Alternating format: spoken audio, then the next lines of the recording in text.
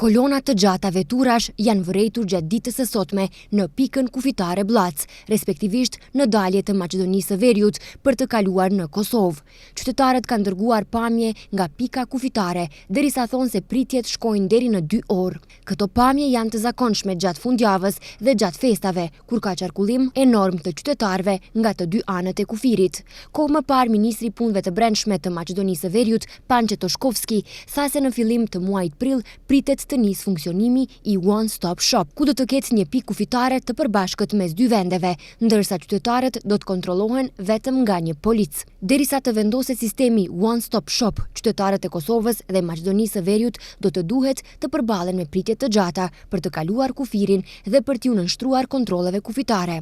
Partitë shqiptare në pushtet lëshuan një kumtezë ditë më parë ku kishin lutur qytetarët që të kenë durim më së voni deri në prill për çështje procedurash dhe One Stop Shop me Kosovën do të futet zyrtarisht në funksion.